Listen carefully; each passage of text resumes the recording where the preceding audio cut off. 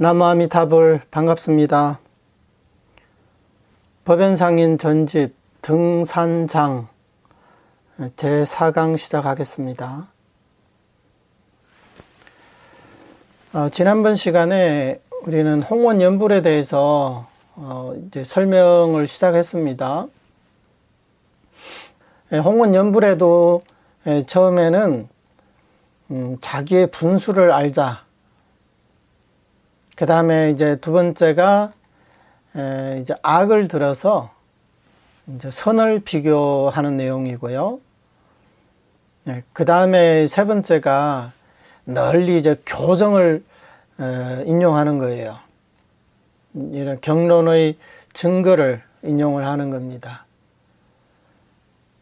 그래서 첫 번째로는 선도화상의 광경소에서 요문과 홍문에 대한 설명, 이것을 인용을 했고요. 그 다음에 이제 경전의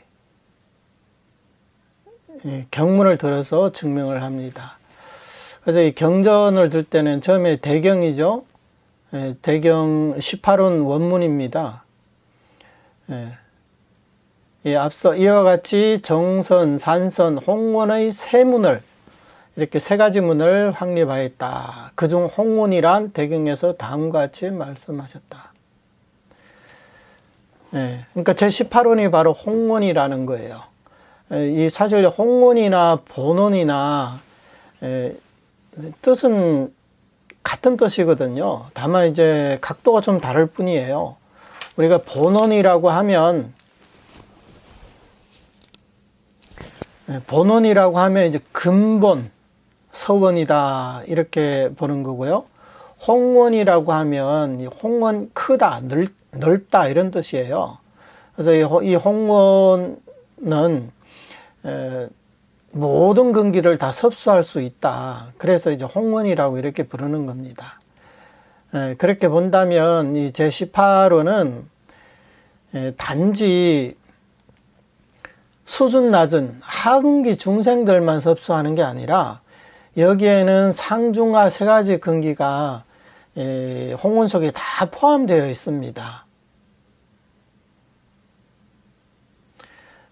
그렇기 때문에 지난번 시간에도 말씀을 드렸지만 상근기, 중근기는 뭐 정산 이선을 닦아서 그걸 해양에서 왕생하고 이제 하근기 중생은 선이 없기 때문에 어쩔 수 없이 연불을 해서 왕생한다. 그런 게 아닙니다. 상근기든 중근기든 하근기든 전부 이 홍원에 의지해서 왕생하는 겁니다. 그리고 그 홍원은 다른 원이 아닌 48원 중에서도 제18원을 지칭하는 겁니다. 그러니까 여기에 대해서 선도화상은 다음과 같이 해석하였다. 이 제18원 원문은요, 총 36글자고요. 선도화상의 해석은 이것을 48자석이라고 합니다. 총 한문으로 치면 48글자거든요. 이제 한글로 번역하니까 이제 글자 수가 좀 많이 늘어났죠.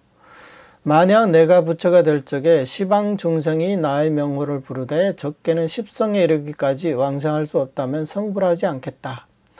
이것을 인원이라고 하는 거예요. 인지의 발언이죠.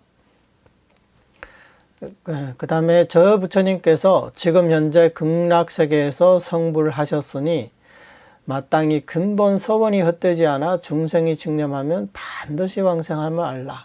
이것을 과덕이라고 하는 거예요. 인원 과덕. 이 앞에 반은 아직 성불하기 전에 법장비유가 이렇게 발언을 한 거고요. 나머지 반은 지금 현재 법장비유가 이미 극락세계에서 성불을 하셨다는 겁니다. 그래서 인지의 발언이 성취가 되었기 때문에 지금 성불을 한 거거든요. 따라서 인지의 발언의 설정에 따라서 누구든지 아미다 부처님의 명호를 칭념하면 전부 왕성할 수 있다. 길게는 평생, 짧게는 뭐 10번에서 한 번만 이렇게 칙념해도 왕생할 수 있다. 이런 내용입니다. 이 48자석은요, 우리 정토종에서 굉장히 중요합니다. 우리 정토종의 근간, 이게 바로 이제 핵심. 정토종의 모든 교리는 여기에서 벗어나지 않는다. 이렇게 볼 수도 있습니다. 다 이것을 확대 해석을 해서 정토종의 그 수많은 해석들이 나오는 거예요. 그러나 이것이 바로 핵심이다. 근원이다. 이렇게 볼 수가 있습니다. 이 부처님께서 집적설한 제18원과 우리가 비교를 해본다면, 만약 내가 부처가 될 적에, 여기도 만약 내가 부처가 될 적에, 시방중생, 여기도 시방중생이 있죠. 그 다음에 지극한 마음으로 믿고 기뻐하며 나의 나라에 왕생하고자 내지 신념을 했음에도, 이렇게 되어 있습니다. 근데 여기서는 지심, 신락, 욕생, 아국 8글자를 생략을 해버렸습니다. 바로 나의 명호를 부르되, 이렇게 나와 있어요. 그 다음에 적게는 십성에 이르기까지, 이것은 내지 십념이죠. 이 염자를 성으로 해석을 해버렸어요. 이 성은 소리 성자이기 때문에 이것은 다른 것으로 해석할 수 없고, 오직 칙명연불로만 이렇게 해석할 수밖에 없습니다. 그래서 이 선도대사님은 아주 분명하게 이렇게 못 박아서 칙명연불이다 이렇게 해석하신 거예요. 그러면 원문에 지극한 마음으로 믿고 기뻐하며 나의 나라에 왕생하고자, 이 원문을 왜 생략을 했느냐. 이 생략을 한 데에는 그런 의미가 있습니다. 이게 지극한 마음으로 믿고 기뻐하며 나의 나라에 왕생하고자, 이것을 나의 명호를 부르되, 이렇게 설명을 했단 말이에요. 그러니까 이것은 무슨 뜻이냐면, 우리가 믿고 기뻐한다.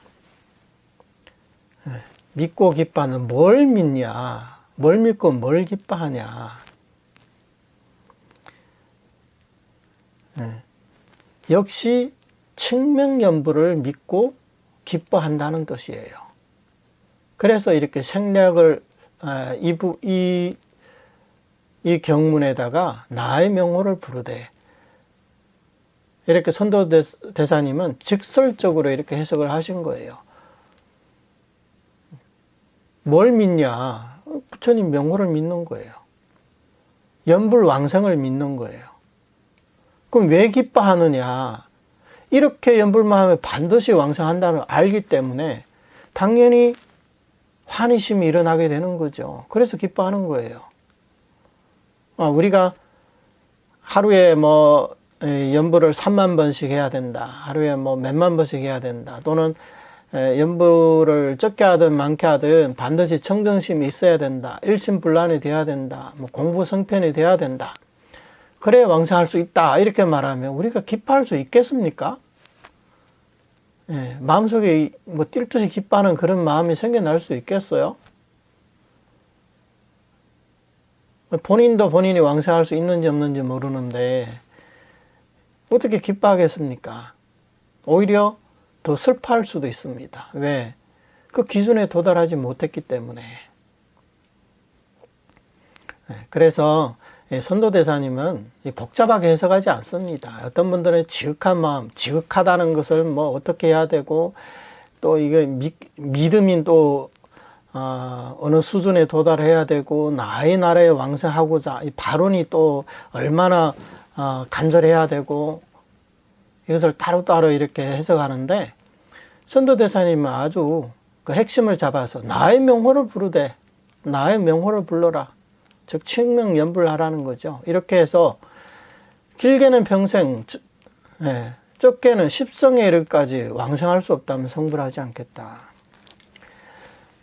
어떤 사람은 살아생전에 일찌감치 이 법을 만난 사람이 있고 어떤 사람은 임종하기 바로 직전에 이 법을 만난 사람도 있습니다. 그래서 3년, 5년으로도 부처님은 영접을 오신다고 했어요. 3년, 5년으로 왕성하는데 이 사람이 어떻게 자력으로 왕성한 거겠습니까? 당연히 아미다 부처님께서 지금 극락세계에 성불을 하셨기 때문에 이 부처님의 근본 서원이 헛되지 않아 중생이 칭념만 반드시 왕성하는 거예요. 그러니까 내가 잘나서 내가 연불을 너무 열심히 해서 내 마음이 청정해서 그래서 왕성하는 게 아니라 부처님의 이 근본 서원이 헛되지 않아서 중생이 칭념하면 반드시 왕성하는 거예요. 근본 서원이 뭡니까? 이 제18원이죠. 앞에서도 얘기를 했잖아요. 이렇게 칭명연부를 하면 된다. 이런 사람은 반드시 왕성한다. 만약에 이렇게 연부를 했음에도 중생이 왕성 못하면 나는 성불하지 않겠다. 이렇게 서원을 세우시고 나서 불가사의한 조제연급을 수행을 해서 10급 전에 지금 성불하신 겁니다. 그렇기 때문에 중생이 칭념하면 반드시 왕성한다. 이거는 대경의 말씀이고요. 그 다음에 관경을 보겠습니다. 또한 관경에서 정산이문을 설에 마친 후에 다음과 같이 말씀하셨다. 부처님께서 아난에게 말씀하셨다. 그대는 이 말을 잘 지내야 하느니라. 이 말을 지닌다는 것은 곧 무량수불의 명호를 지니는 것이니라. 이것이 바로 앞서 말한 홍원의 뜻이다. 관경에서는 앞서도 말씀드렸지만 주로 정선, 산선, 그 다음에 연불 이 세 가지를 설했습니다. 왕생의 행법으로. 그런데 부처님께서 우리 중생들에게 원하는 게 도대체 뭐냐? 이 세 가지 중에 그게 뭐냐? 이 경문에서는 아주 분명하게 무량수불의 명호를 지니는 것이다. 이렇게 말씀하셨습니다. 이게 바로 홍원의 뜻이라는 거예요. 앞서 말한 홍원의 뜻, 앞서 말한 홍원이 뭐겠습니까? 바로 제18원입니다. 아무튼 이제 홍원이라는 이 단어가 나오면요. 아, 이것은 연불을 뜻하는 거구나. 이렇게 생각하시면 됩니다. 그래서 이게 우리가 이 광경을 보게 되면 앞서 정사는 13관이나 그렇게 많이 설했고 산선도 삼복, 구품 이렇게 설해 주셨습니다. 그리고는 마지막에 아난존자에게 부축할 때는 연불을 부축해 주셨단 말이죠. 그래서 이게 바로 홍원의 뜻이라는 거예요. 경문에서 이 광경은 서가모니 부처님이 설하신 것이고 또 서가모니 부처님은 주로 요문교를 설하셨단 말이죠. 그래서 정산 이선을 이렇게 설해 주신 거예요. 그러나 이 정산 이선이라는 것은 그 자체가 하나의 방편이 돼서 즉 하나의 교문이 된 거예요. 교문이 뭐냐면 우리 선가에서 자주 비유를 들죠. 달을 가리키는 손가락의 비유 있잖아요. 교문이라는 것은 손가락을 뜻하는 거예요. 손가락이 어디를 가리키느냐. 그래 손가락을 가리키는 방향을 따라서 이렇게 보면 진짜 달을 볼 수가 있다는 거예요. 그게 바로 홍원이다 이런 얘기입니다. 그래서 지난번 시간에 이런 말씀을 드렸잖아요. 이 요문과 홍원을 설해 주셨는데 서가세종께서 이곳에서 보내주시고 이게 요문으로 우리를 극락으로 보내주신다고 했죠. 그래도 아미타불께서는 저 나라에서 내영을 하신다. 그래서 저 부처님은 부르시고 이 부처님이 보내시는데 어찌 가지 않을 수 있단 말인가. 여기에 대해서 선도대사님의 그 해석이 있는데요. 서가세조는 요문교를 설하고 아미타 부처님은 홍문교를 설했다고 했잖아요. 그러면 이 두 부처님의 그럼 뜻은 서로 다르냐? 다르지는 않습니다. 두 부처님의 뜻은 하나입니다. 그게 뭐냐? 바로 일체 중생을 극락왕생시키는 겁니다. 이것은 서가세존의 마음이든 아미타 부처님의 마음이든 다 똑같습니다. 하지만 교문의 시설에 있어서는 그게 방법이 다르단 말이죠. 서가세존께서는 성도문의 그 수많은 근기들을 섭수하기 위해서 부득이하게 요문교를 설할 수밖에 없었습니다. 그래서 요문교를 통해서 성도문의 일체 수행을 정산 이선으로 묶어버린 거예요. 그렇게 되면 성도문을 닦던 모든 사람들이 당신이 닦은 공덕을 회양만 하면 바로 정토문으로 들어올 수가 있게 된 겁니다. 그래서 정토문에 들어오시고 나서는 이 방편에만 머물러 있지 않고 다시 한 걸음 더 나아가서 아미타 부처님의 홍문에 승탁을 해야 됩니다. 물론 여기에 있어서 이제 서로 이견들이 있습니다. 이 서가세존과 아미타 부처님의 역할에 대해서 선도대사님은 뭐라고 해석하셨냐면 서로 영장이 되어 주신다고 했어요. 영장. 이 영이라는 것은요, 호위 영장이라고 한문으로는 호위 영장이라고 하는데 이것은 장자에 나와 있는 그런 얘기가 있거든요. 이 영이라는 것은 옛날 중국의 춘추 시대 초나라의 수도 이름이 영이라고 합니다. 근데 그 나라에 장인이 2명이 있었다고 합니다. 이 두 분이 이제 어떤 분이냐면, 한 분은 이제 건물을 지으면 가서 이제 흙가루 같은 거 칠하는 이제 미장이였고요. 한 분은 목수였다고 합니다. 그 이 두 분의 이 케미가 얼마나 좋은지, 한 번은 이제 두 분이 일을 하고 있는데, 이 미장 일을 하던 분이 코에 그 매미의 날개 있잖아요. 굉장히 얇잖아요. 그렇게 얇게 코끝에 이 하얀 그 석회가루가 묻었다고 합니다. 얼굴에. 근데 두 손으로는 지금 일을 하고 있었기 때문에 자기가 이걸 덜지 못하고 그 목수한테 이 석회가루를 이걸 좀 닦아달라고 없애달라고 한 거예요. 그러니까 이 목수가 그때 이제 도끼로 나무를 패고 있었거든요. 그러니까 두 말 안고 고개를 앞으로 대라 한 거예요.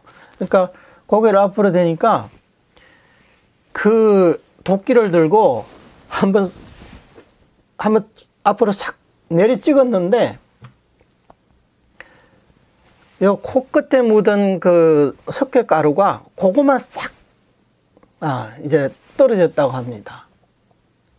그러니까 이 두 분이 그만큼 대단하다는 거예요. 만약에 이 미장이가 조금만 얼굴을 앞으로 내밀거나 아니면 뒤로 내밀었으면, 그러면 이 석회가루를 떨어뜨리지 못하거나 이 코가 이제 잘려 나갈 판이었잖아요.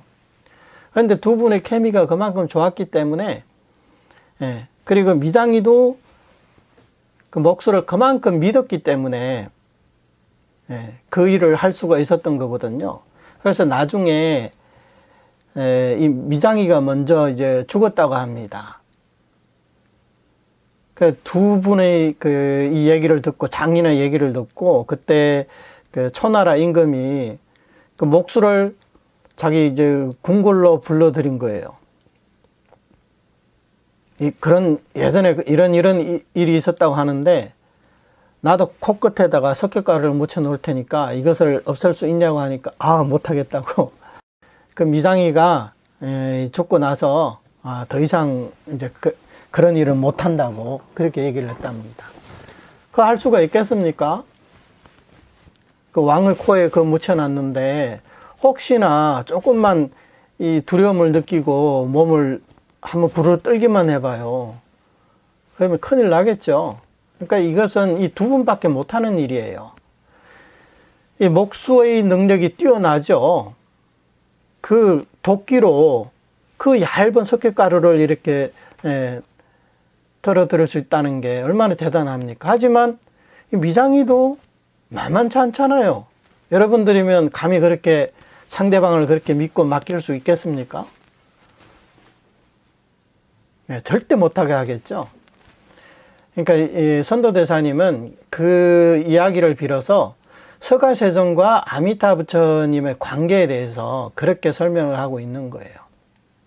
그러니까 궁극적으로는 두 분의 뜻이, 두 부처님의 뜻이 다르지 않지만, 그러나 미장이가 하는 일은 미장이 일이고 목수가 하는 일은 목수 일이잖아요. 서로 똑같다고 할 수는 없거든요. 하지만 본심은 똑같다, 이런 얘기입니다. 그래서 지난번에 제가 또 그런 말씀을 드렸죠. 여기에 대해서 서로 다른 의견이 있다. 일부 의견에서는 서가세존께서 이곳에서 보내주신다. 어떻게 보내주시냐? 요문으로 보내주신다. 그 요문을 닦아서 회양만 하면 역시 왕생할 수 있고, 홍문은 이제 선이 없는 악인이 염불을 해서 왕생하는 거다, 이렇게 본다고 했잖아요. 그런데 선도대사님 이 해석을 보시면 우리는 분명히 알 수가 있습니다. 앞서 일체 선악본부가 왕생할 수 있는 것이고 아미타불의 대원 음력에 성탁하는 것을 정상연으로 삼지 않은 이가 없다, 이렇게 말씀하셨잖아요. 그러면 대원 음력에 어떻게 성탁하느냐, 그 방법이 뭐냐? 결국은 부처님께서 아난의 존자에게 부척해 주신 게 무량수불의 명호를 지녀라. 여기에 대해서 선도대사님은 일양전칭 미타불명하라, 이렇게 해석하셨잖아요.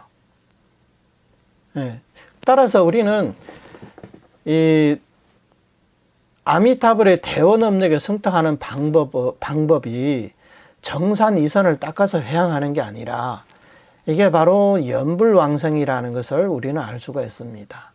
그래서 이게 바로 홍문의 뜻이라는 거예요. 그 다음에 또 광경의 진신관에서 아미타불의 몸색은 황금상과 같고 상호광명은 시방세계를 비추시네. 오직 연불만 광명의 섭취를 받나니 마땅히 본원이 가장 강함을 알라라고 하셨다. 이것은 진신관은 제13관 가운데 제9관에 나와 있습니다. 이것은 이제 정선관에서 하이라이트라고 했습니다. 최고봉의 이런 그런 관법이라고 했습니다. 근데 이것은 지금 이제 선도대사님의 해석이 참불계거든요. 이 진신관에 대해서 선도대사님께서 쓰신 이 참불계입니다. 이 참불계에서 뭐라고 했냐면 오직 연불만 광명의 섭취를 받는다고 했어요. 오직 연불만 섭취를 받는다. 진신관에서 사실 이제 경문에서는 뭐라고 했습니까? 광명변조 시방세계 연불중생 섭취불사. 진신관에서 그렇게 말씀하셨잖아요. 지금 거기에 대한 이 해석이거든요. 그래서 거기에 대해서 선도대사님은 오직 연불만 광명의 섭취를 받는다고 했어요. 그러니까 이것도 굉장히 핵심이 되는 내용이거든요. 그래서 마땅히 본원이 가장 강함을 알라. 그러면 이 본원이 뭐겠습니까? 당연히 제18원을 의미하는 겁니다. 여기서 우리가 알 수 있듯이 오직이라는 것은 요것만, 이 한 가지만이라는 뜻이에요. 염불을 해야만 광명의 섭취를 받는다는 그런 의미잖아요. 그렇기 때문에 관부를 해서 무슨 광명의 섭취를 받는다 이렇게 말씀하지 않았고, 또 무슨 깨달음을 얻어야 광명의 섭취를 받는다, 뭐 지계를 해야 섭취를 받는다, 뭐 대성경전을 독송해야 된다, 또는 무슨 발보리심해야 된다, 뭐 또 출가를 해야 된다, 그래야 광명의 섭취를 받는다, 이렇게 얘기를 하지 않았습니다. 물론 뭐 발보리심이든 뭐 관불이든 여러 가지 재선 만행들이 있잖아요. 그런 것들이 수승하지 않겠습니까? 당연히 수승합니다. 하지만 그런 것들이 아무리 수승해도 그것은 부처님의 본원이 아니란 말이에요. 본원이 아니기 때문에 당연히 우리에게 있어서는 이 염불이야말로 가장 강력하다는 거죠. 왜? 그게 부처님의 본원이니까. 앞서 인원 과덕이라고 이 48자석을 이렇게 설명을 해드렸잖아요. 바로 이 내용입니다. 이게 인지에서 법장 비유가 어떻게 발언하셨으면 성불을 하고 나서 인지의 발언에 맞게 그렇게 중생들을 섭수하는 거예요. 근데 많은 분들이 정토를 해석함에 있어서 이 48원의 입장에 서서 해석하지 않고 각자 여러 종파의 교리에 입각해서 해석을 하거든요. 그러다 보니까 무슨 참선하는 사람들은 자성미타 유심 정토를 이것을 깨달아야 뭐 정토에 왕생할 수 있다느니, 또는 무슨 청정심을 마음이 청정해야 국토가 청정해진다, 유마경에 그런 말씀이 있잖아요. 그래서 정토에 왕생하려면 반드시 청정심이 있어야 된다, 이런 해석이 나오는 거거든요. 그러면 그렇게 해석하게 되면 그럼 48대원은 그러면 그 위치를 어디다 두고 있는 겁니까? 그런 해석을 들어보면 아미타 부처님의 48대원은 별로 중요하지 않습니다. 왜? 일반적인 정토 왕생의 그런 관점에 따라서 해석을 하기 때문에 이 아미타불의 극락세계가 별로 특별하지가 않습니다. 마음이 청정하면 국토도 청정해진다, 뭐 이것은 당연한 얘기잖아요. 그래서 정토 왕생하기 위해서 내 마음을 청정하게 해야 된다. 그러면 이 아미타불의 이 별언은 어떻게 되는 거예요? 그 별언의 의미는 어디에 있습니까? 선도대사님의 이 해석이 다른 스님들과 다른 점이 바로 여기에 있는 거예요. 선도대사님은 오로지 아미타 부처님의 48대원의 그 관점에 서서 부처님의 이 본원을 해석하시기 때문에 이게 가장 정확하다, 그리고 가장 순수하다, 이렇게 말할 수 있는 겁니다.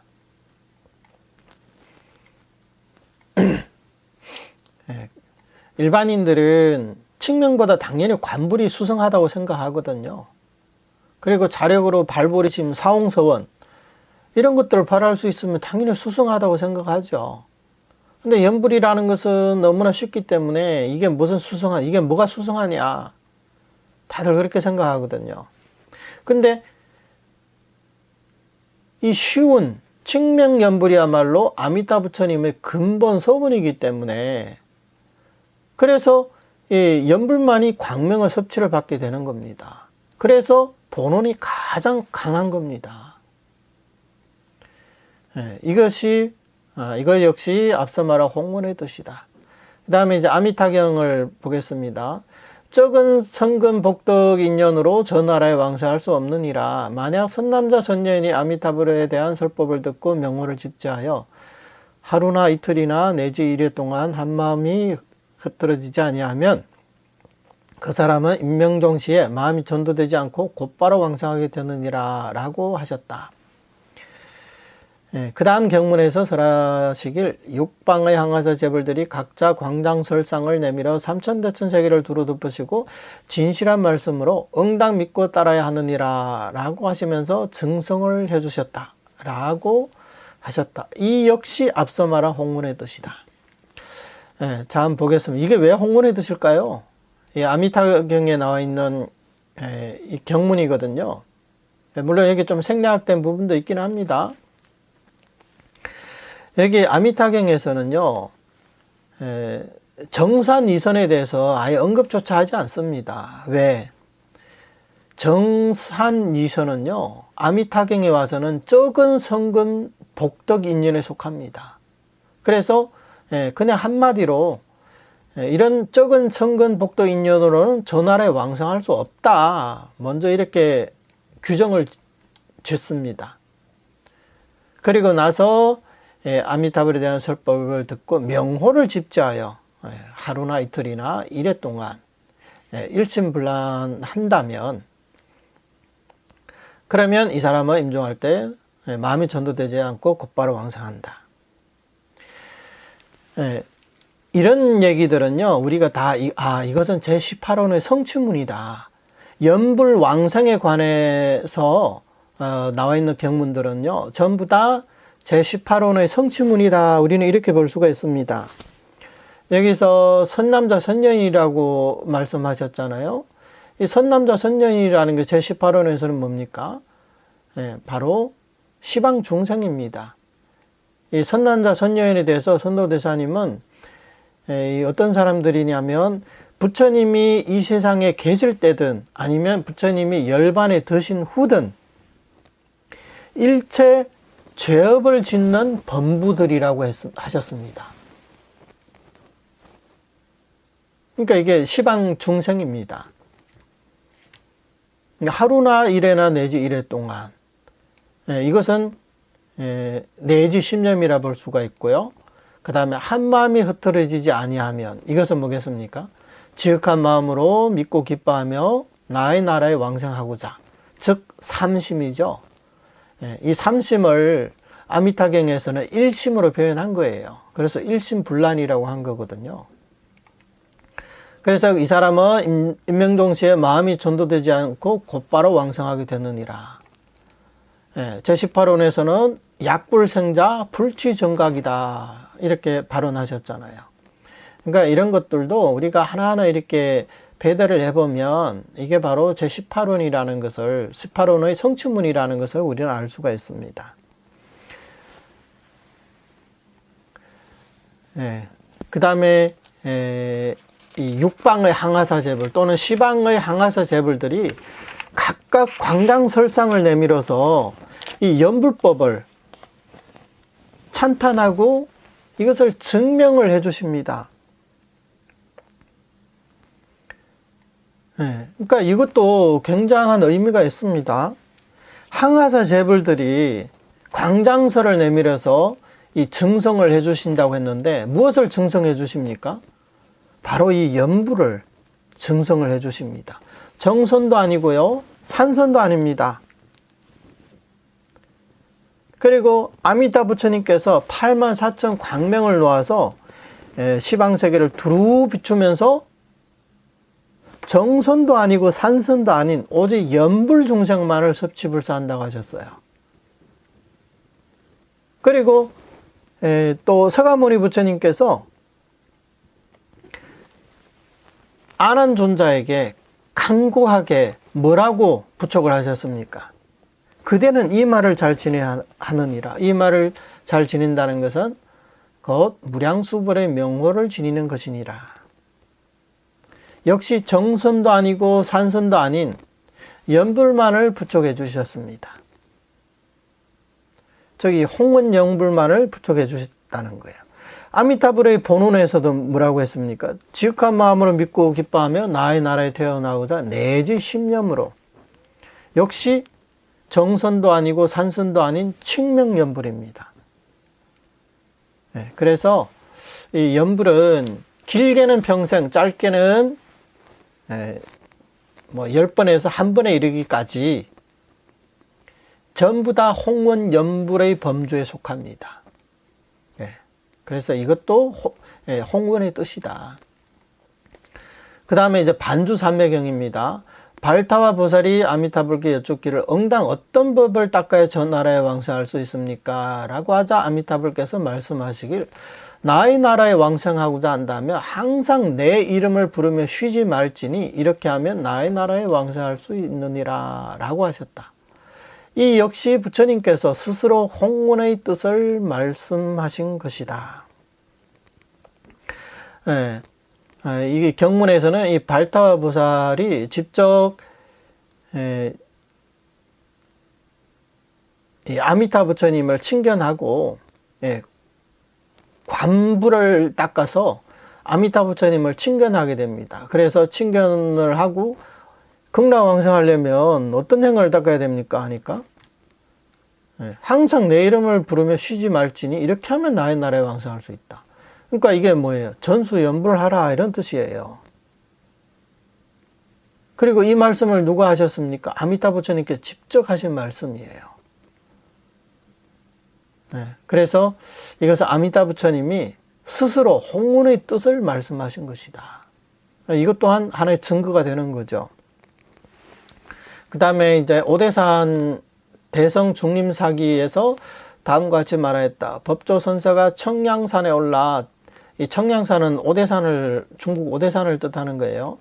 대성중림사에 이르자 동자 2명이 있는데 하나는 선제라 부르고 하나는 난타라 불렀다. 이 두 동자의 안내를 받은 법조선사가 절 안으로 들어가 천천히 강당에 이르니 문수보살의 좌우에 10,000명의 대중이 둘러싸고 앉아있고 보현보살 역시 무수한 보살들이 둘러싸고 앉아있는 게 보였다. 이에 법조선사가 두 성인 앞에 이르러 정례하며 여쭈었다.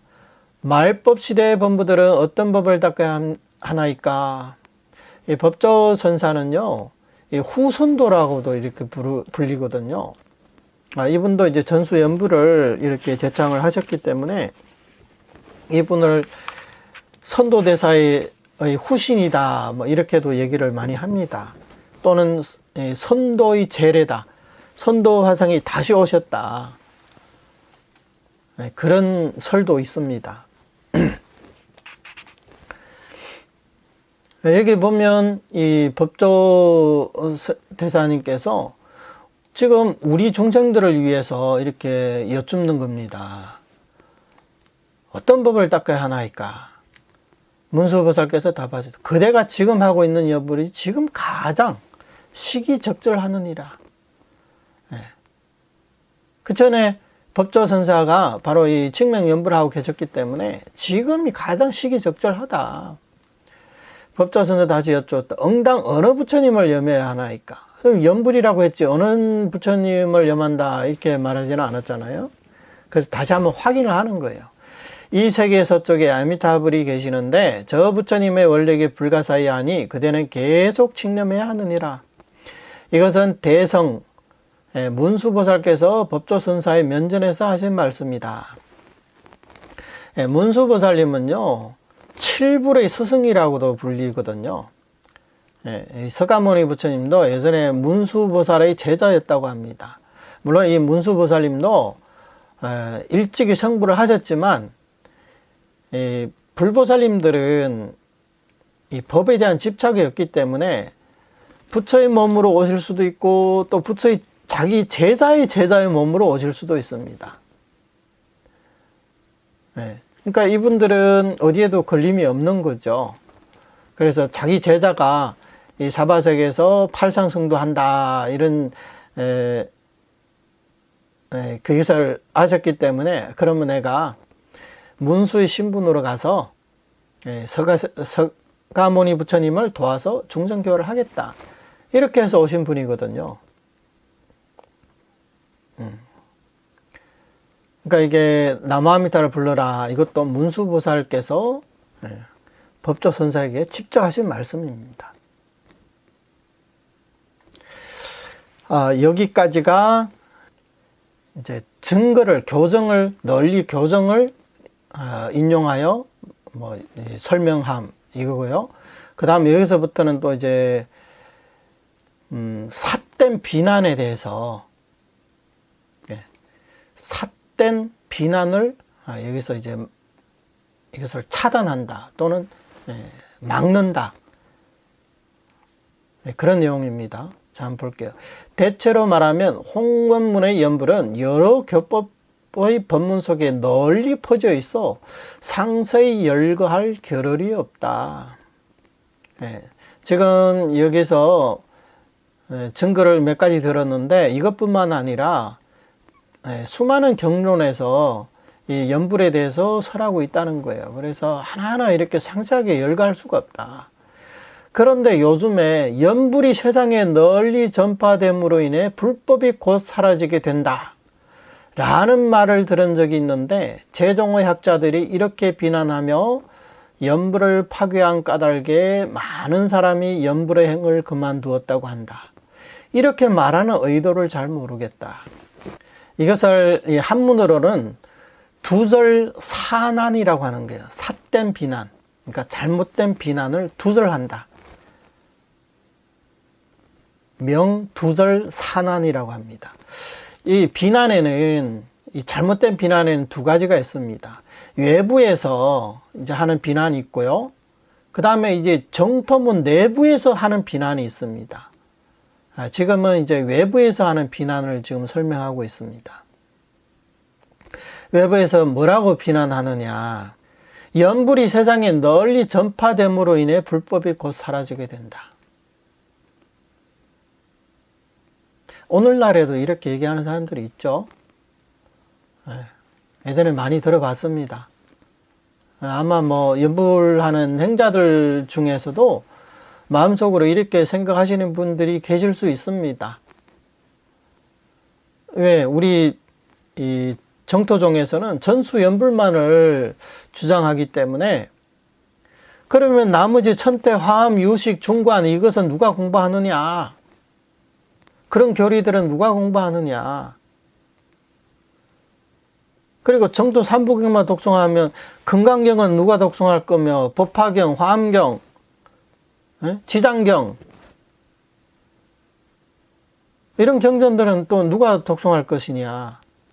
그리고 앞으로 경전 가운데 능언경이 가장 먼저 사라진다고 했는데, 이 불법이 이 세간에 더 오래오래 남게 하기 위해서라도 능언경을 독송해야 되는 거 아니냐. 근데 연불행자들은 연불만 이렇게 제창하고 있으니 이 세상 사람들이 다 연불만 하게 되면 불법이 사라지게 되는 게 아니냐. 이렇게 얘기를 한다는 거예요.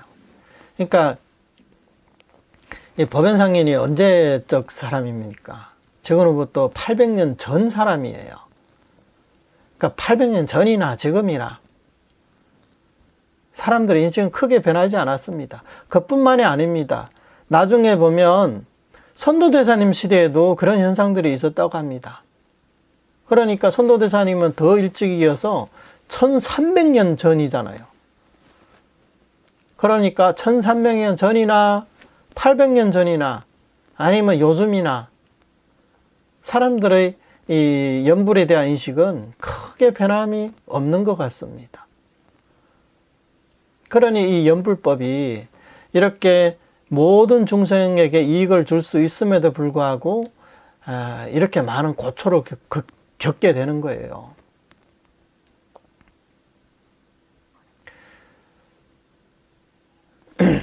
그래서 이런 사람들, 외부 사람들은 이렇게 이제 비난을 하게 됩니다. 재종이라는 것은 정토종을 제외한 다른 종파 학자들이 이렇게 비난을 합니다. 그래서 연불을 파괴한 까닭에 많은 사람이 연불의 행을 그만두었다고 한다. 혹시 내가 전수연불을 하면 이것은 정법 비방하는 게 아니냐. 내가 연불함으로 인해서 불법이 사라지는 게 아니냐. 그러면 나는 엄청난 죄업을 지은 거고. 그래서 연불의 행을 그만두었다고 합니다. 그런데 사실 보면요. 앞서 지금 우리가 여러 가지 경론의 근거를 들어서 연불에 대해서 설명을 해드렸잖아요. 이게 다 근거 없는 얘기는 아니란 말이에요. 부처님의 그 일대기 가르침 중에서 염불을 권장하는 그런 경문들이 굉장히 많습니다. 총 600여 부의 경전 가운데 200부가 넘는 경전에서 극락세계에 대해서 언급을 하고 계시거든요. 그래서 사실 이런 게 어떤 수행이든 각자 근기에 맞게 이렇게 권하면 되는 거예요. 염불행자라고 해서 모두 84,000번문을 다 닦아야 되나요? 그렇게 주장한다면, 그러면 참선하는 사람들이 선방에 가가지고 수십 년 동안 이 먹고 화두 하나만 드는 사람들은, 그러면 이런 사람들이 불법 파괴를 더 많이 하는 거 아닌가요? 그러면 우리는 최소한 정토 삼부경이라도 독송하고 있고, 밖에 나가서 이렇게 포교도 하고 함께 법회도 하고 하잖아요. 불법을 알리려고 이렇게 노력하고 있고. 근데 사람들은, 참선하는 사람들에 대해서는 뭐 참선 때문에 불법이 뭐 사라지게 된다, 이런 얘기하는 사람 본 적이 없거든요. 들어본 적이 없어요. 근데 염불을 하면 불법이 사라지게 된다고 합니다. 그러니까 이렇게 말하는 의도를 모르겠다, 이 말이에요. 어떤 사람은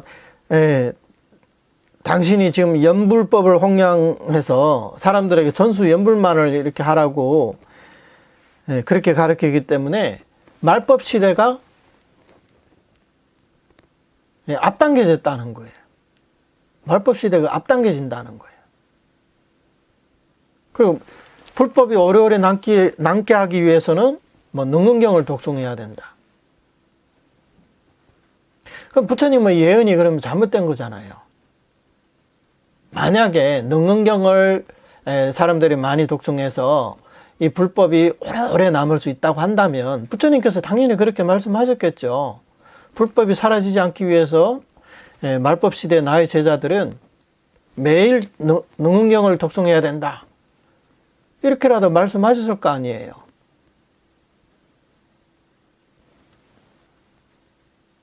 근데 부처님은 앞으로 가장 먼저 사라질 경전이 무엇이고 맨 마지막 끝까지 남는 경전이 무슨 경전이다, 이렇게 말씀하셨거든요.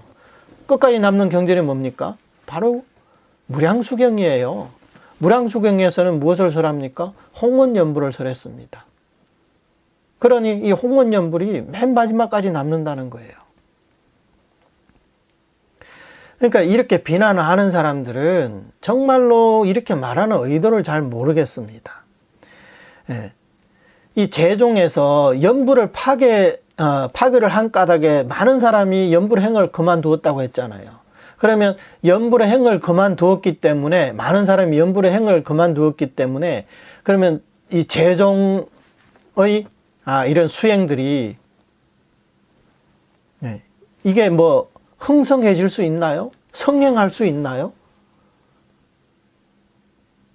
천태종의 일심상관을 닦지 못하는 사람들이 염불의 행을 그만두었다고 해가지고 다시 일심상관을 닦을 수 있을까요?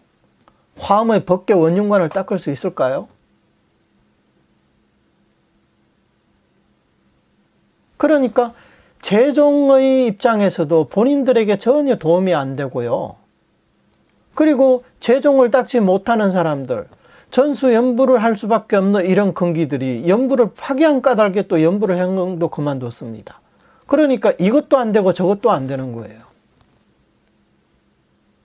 도대체 왜 이렇게 비난을 하냐, 이 말이죠. 염불을 파괴했다고 해가지고 깨달은 사람이 더 많이 나올까요? 지금의 불법은 앞으로 만년을 더 머물게 될 터인데, 설사 이 불법을 사라지게 하는 사람이 있더라도 불법을 옹호하는 제천, 선신들이 보호해 주는 까닭에 사람의 힘으로 능히 할 수 있는 게 아니다.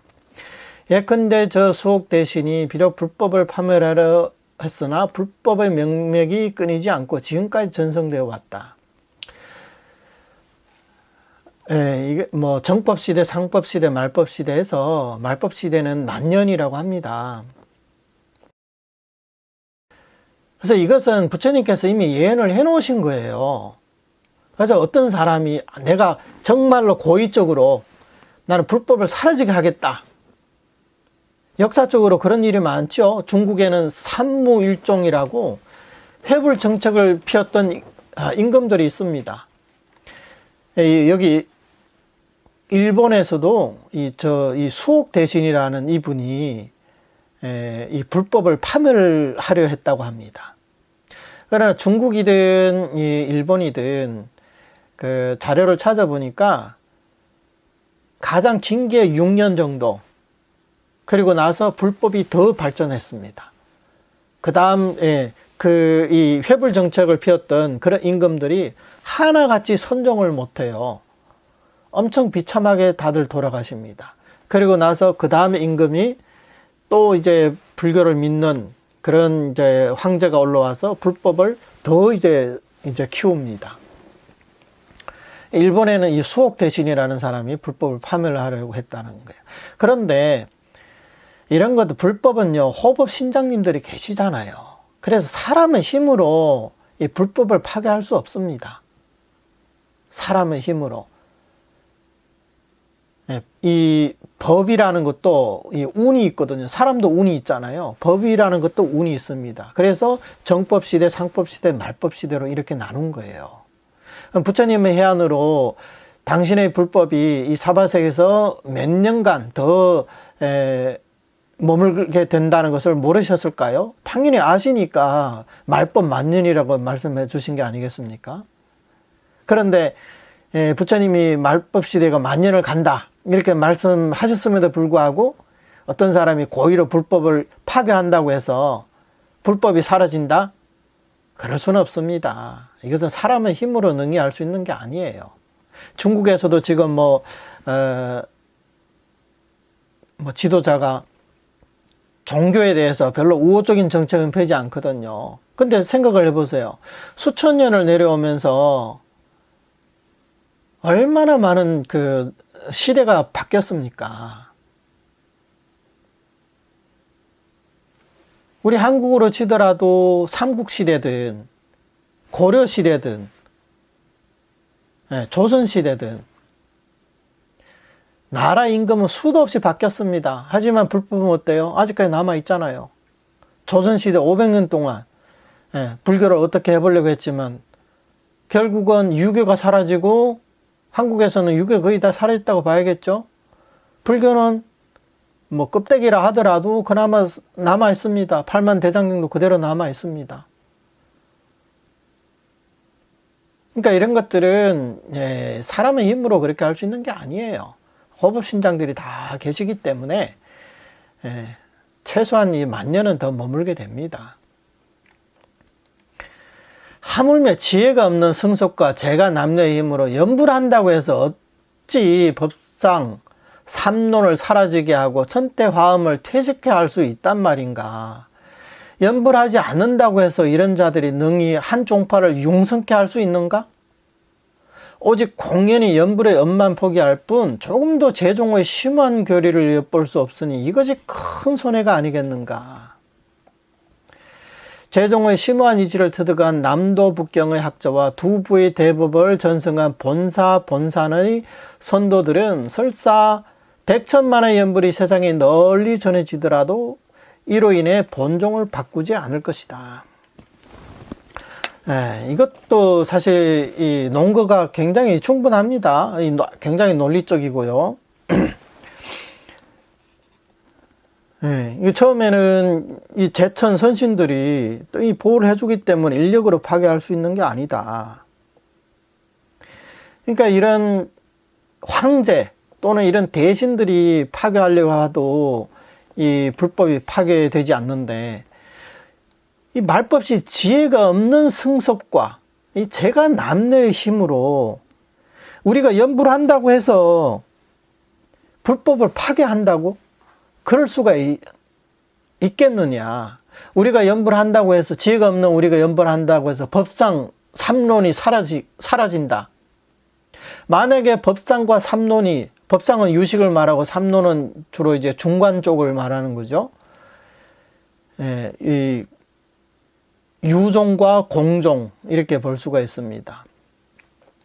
이게 우리가 연부를 한다고 해서 이게 사라질까요?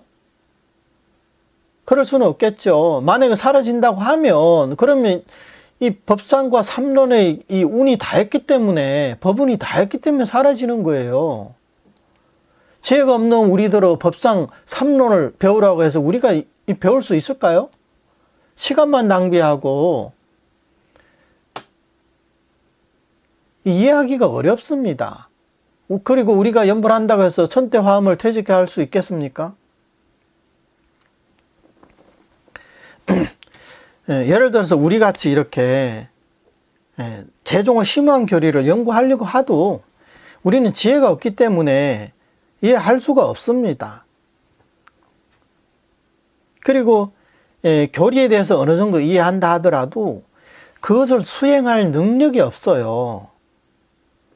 이런 우리로서는 그냥 집에서 노실하게 연불하는 게 훨씬 낫지 않겠습니까?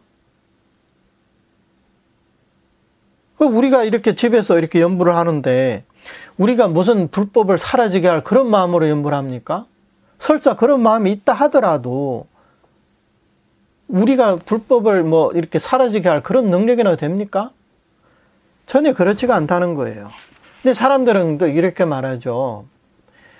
아니, 불교를 배우는 사람들이 법상 이 삼론, 천대, 화엄 이런 교리들을 폭넓게 공부해야 이런 교리들이 이 앞으로 그 맥이 끊기지 않고 오래오래 유지되고 존속이 될 거 아니냐 이렇게 말하는데 그것도 참 말이 안 돼요. 우리 같은 사람들이 어떻게 그런 걸 다 배울 수가 있겠습니까? 우리가 연불하지 않는다고 해서, 우리 같은 이런 지혜가 없는 사람 연불하지 않는다고 해서 이런 법상, 삼론, 천대, 화엄 이런 종파를 융성케 할 수 있을까요? 우리가? 할 수가 없잖아요. 우리가 그런 자격, 그런 능력이나 됩니까? 그러니까 이런 비난 때문에 연불을 그만둔다. 그러면 공연히 연불의 업만 포기할 뿐 조금도 재종의 심한 교리를 엿볼 수 없으니 이것이 큰 손해가 아니겠는가? 큰 손해잖아요. 연불도 안 하고 재종의 교리도 엿볼 수 없고. 그러니까 여기서도 손해고 저기서도 손해인 겁니다. 재종의 심오한 이치를 터득한 남도 북경. 이것은 남도라는 것은 일본의 이 남쪽의 수도, 그때 그 이름을 나라라고 하더라고요. 그 다음에 이제 북경이라는 건 북경의 그 수도, 북경이 북쪽의 수도, 교토를 말하는 거죠. 원래는 이제 남쪽에 수도가 있었는데 나중에 이제 북쪽으로 수도를 교토로 옮겼다고 합니다. 여기에 사는 이때가 굉장히 불교가 융성했던 시기거든요. 일본에서도. 그래서 남도 북경의 학자와 두부의 대법을 전승한 이 두부의 대법이라는 것은요. 이것은 이 밀교를 말하는 거예요. 밀교에서는 두부의 대법이 있다고 하는데 이거 태장계 대법, 이것은 이제 대일경을 위주로 하는 거예요. 그 다음에 금강계 대법이 있다고 합니다. 이것은 이제 금강정경이라는 이 밀교의 경전을 소위 경전으로 하고 있나 봅니다. 그러니까 이런 이 두부의 대법을 전승한 본산의 선도들은 설사 백천만의 연불이 세상에 널리 지내지더라도 이로 인해 본종을 바꾸지 않을 것이다. 그렇잖아요. 우리 같은 지혜 없는 사람들이 연불한다고 해서 그러면 지금 뭐 참선을 하는 사람들, 천태를 하는 사람, 화음을 하는 사람, 밀교를 하는 사람들, 이런 사람들이 그러면 자기들이 배우던 것을 그만두고 전수연불을 하러 올까요? 어림도 없습니다. 아무리 얘기해 보세요. 이런 분들이 자기들이 그 수행을 포기하고 와서 전수연불만 하시냐고. 그러니까 이 세상에 어리석은 사람들이 100천만의 사람들이 연불을 하더라도 이런 이 제종은 심원 이치를 터득한 남도 북경학자와 이런 대법을 전승한 본산의 선도들이 이 많은 사람들이 연불 한다고 해가지고 자신이 지금 믿고 의지하는 종파를 바꾸지 않는다는 거예요. 그렇잖아요. 우리 한국에도 참선이 최고라고 생각하는 사람들한테 가가지고 아이 참선하지 말고요, 전수연불 하세요. 그분들이 그 말을 들을 것 같아요? 전혀. 그러니까 이런 사람들이 우리가 연불한다 해가지고 본종을 닦으려는 그 마음이 동요되지 않는다는 겁니다. 이분들은 이분들의 그런 사명이 있는 거예요. 그러니까 무슨 이 법상, 삼론, 천태, 화엄이 사라질까, 그런 걸 우리가 걱정할 필요는 없다는 거예요. 법상, 삼론, 천태, 화엄과 인연 있는 사람들이, 그러면 당신들이 가가지고 이런 법을 배울 게 아니에요. 그러면 우리는 이런 법을 배울 수 없는 사람들은, 그러면 나한테 맞는, 나는 전수 연불만 하겠다고 하는데 그게 왜 불법을 사라지게 하는 그런 행위냐고요. 그러니까 그게 전혀 이제 말이 안 되는 겁니다. 그래서 여기서는 세 가지를 말하고 있어요. 첫 번째, 연불하는 사람은 불법을 파괴할 수 없다. 두 번째는 사람들이 연불하는 것을 방해한다면 그것은 그 사람이 연불의 업만 그만두게 할 뿐, 그렇다고 다른 종파들을 중흥시킬 수는 없다. 세 번째는 각 종파의 그런 이 거장들이 있잖아요. 학장들이 있습니다. 그런 선지식들이 있을 거 아니에요. 이런 사람들이 우리가 오늘날 연불을 한다고 해서 자신의 그 생각을 바꾸지 않는다는 거예요. 자신들의 지견을 그것을 바꾸지 않는다는 거예요. 그러니까 우리에 의해서 파괴되지 않는다는 거예요. 그러니까 각자 있는 법을 찾아서 하면 된다는 거죠. 그 다음에 이게 볼게요. 또한 불법이 사라지지 않게 하고자 연불을 폐기한다면 연불은 불법이 아니던가. 이것도 맞는 말이잖아요. 불법이 사라지지 않게 하고자 연불을 폐기한다. 이 사람들의 주장은 그렇잖아요. 연불을 하면 불법이 사라진다. 그런데 연불을 못하게 해서 연불을 폐기한다면 이 연불은 불법이 아닙니까? 앞서 우리는 이 정토 삼부경, 그리고 선도대사님 말씀, 그 다음 법조선사의 말씀, 문수보살님의 말씀, 그리고 반주산매경에서 아미타 부처님께서 십적하신 말씀, 이런 것들을 들어서 우리가 홍원 연불에 대해서 설명을 했잖아요. 그게 왜 불법이 아닙니까? 그러니까 이게 논리적 모순에 빠질 수밖에 없는 거죠. 불법이 사라지지 않게 하고자 연불을 폐기한다?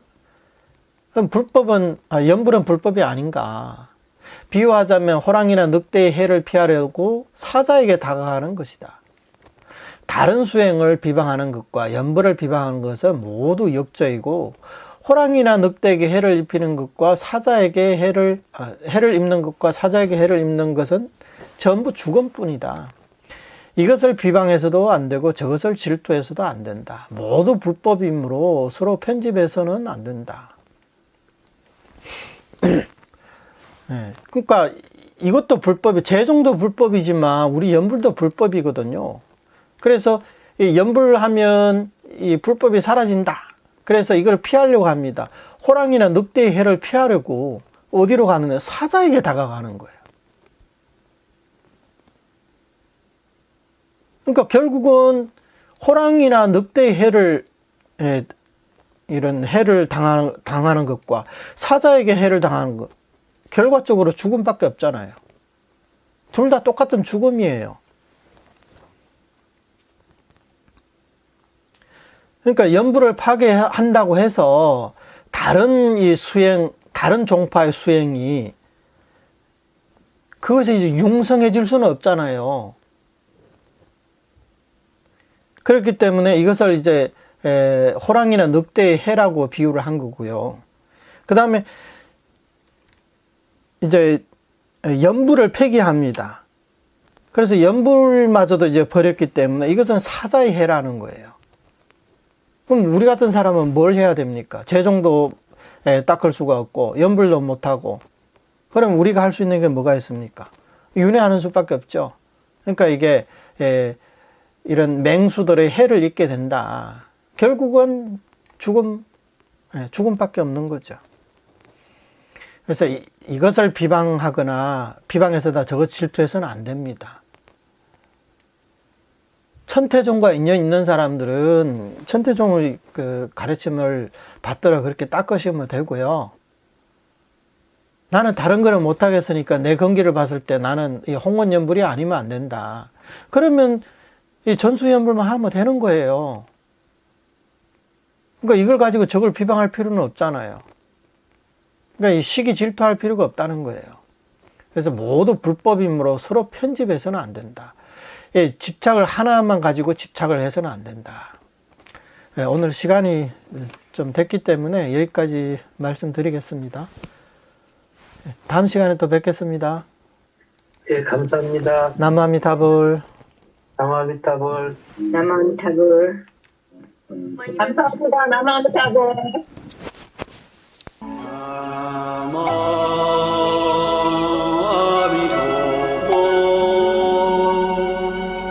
나